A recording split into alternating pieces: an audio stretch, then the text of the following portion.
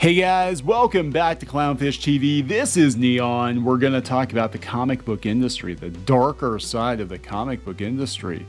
Who owns these classic characters that are now making billions of dollars at the box office? We're going to talk about the situation with Steve Ditko, his estate filing for copyright termination notice on Spider-Man and Doctor Strange. Bunch of lawsuits coming. Marvel's suing to keep the rights to Avengers characters from copyright termination. This is coming from the Hollywood Reporter. Let's talk about that because this is something that goes hand in hand with comics. The shady business practices, I guess, that many corporations have used to maintain control of characters created decades ago. And they're well past their expiration date. The characters, and the corporations, and the copyright claims in some cases, because we're talking, some of these characters have been around for 70, 80 years now. This is something you hear about a lot with DC Comics in regard to Superman. Especially there's been an ongoing legal battle, decades-long legal battle for the, family of the creators of Superman to get more money, to make more money. I mean, Superman has made billions and billions and billions of dollars over the years, and the family of the creators would like to, have a piece of that. Now we're dealing with Spider-Man and Doctor Strange and probably other characters. So let's talk about this situation, these lawsuits. We're dealing with Disney here, so good luck with that. Is the best thing I can say. I mean, maybe there will be a settlement, but when you're dealing with Disney, very few people win in litigation against Disney, especially poor comic book artists.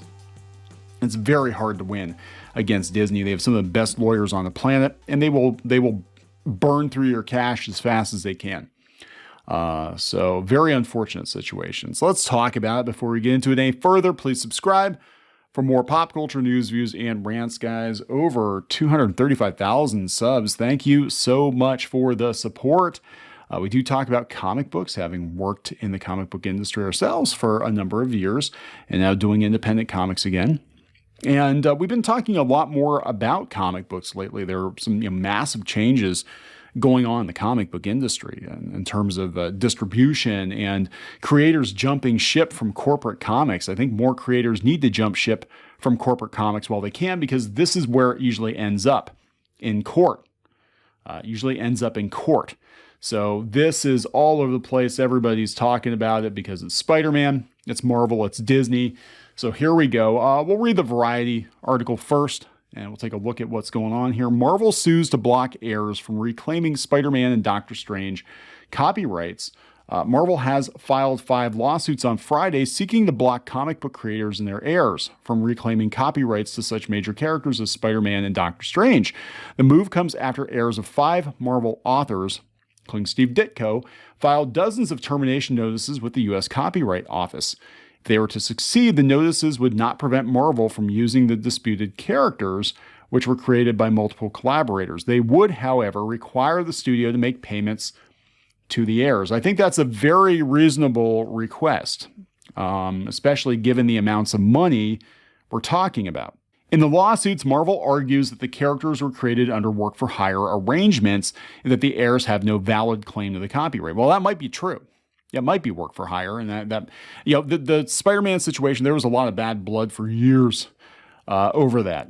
Marvel points to a key case involving Jack Kirby, who co-created the X-Men, Thor, and Iron Man. In that case, Kirby's heirs sought to reclaim copyright to his creations, but the federal court sided with Marvel, finding that the characters were made under work-for-hire arrangements.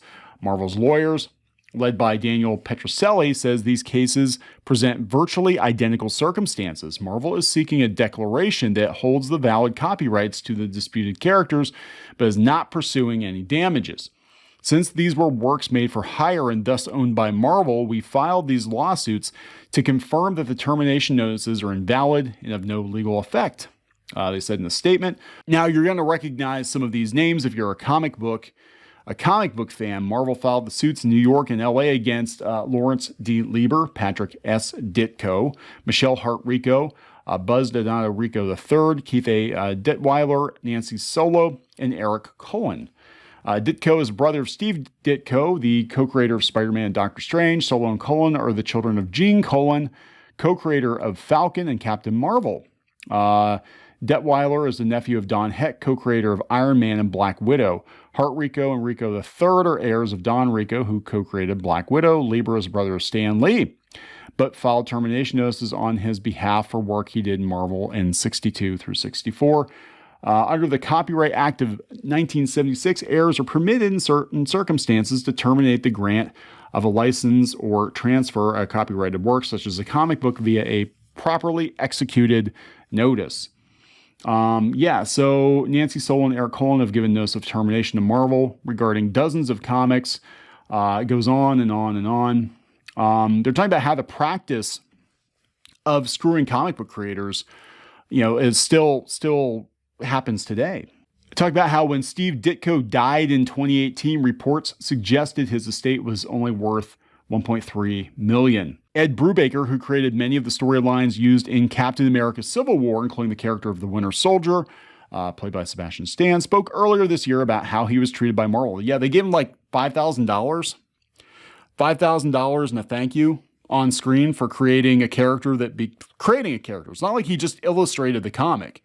He literally co-created the character because it was based on Bucky, who was created decades ago. But still, that version of the character became a $1 billion movie that was a major player in a Disney Plus series, sold merchandise, and he got like $5,000 and a thank you.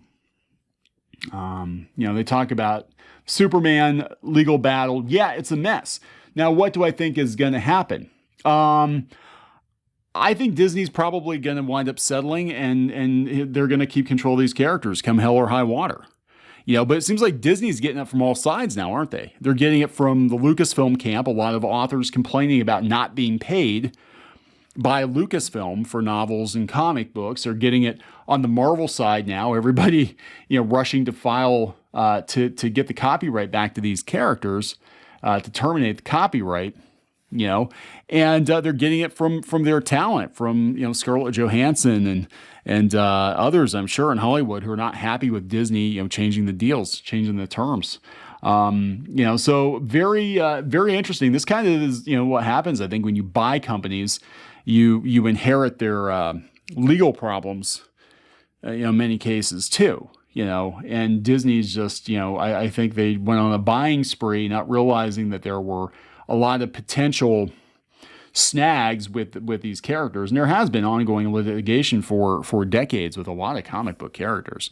It's really unfortunate. The comic book industry is a mess. It has been for decades. A lot of sad stories about people who did not share in the prosperity of the companies that bought characters that they created. Again, we're not talking, when I think work for hire, I'm thinking you hire somebody to work on an existing character, to draw a story that somebody else has written, or you hire somebody to color a comic book. To me, that's more work for hire. This is like you designed and built the damn house, but somebody else owns it, and they're going to make money off of it from now until the end of time. But what are you going to do? I mean, that is the deal. That is work for hire. And this is why I think so many comic book creators now are wising up. They're going out and doing their own thing. They're working, independently. They're taking Substack deals. They're going to Webtoon, whatever they have to do to get away from Marvel and DC, because historically those companies have stuck it to creators, for sure. This is why I think you don't see a lot of new characters. Everybody's like, remember back in the 80s, 90s when they used to make a lot of new characters in comics? It's like, yeah.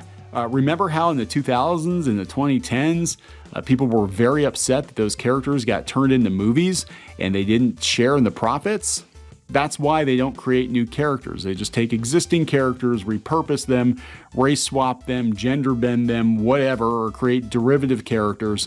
But you're not going to see a lot of brand new characters get created at Marvel and DC because of shit like this. Personal opinion. Gonna wrap it up. Please subscribe for more pop culture news, views, and rants, guys. We'll talk later.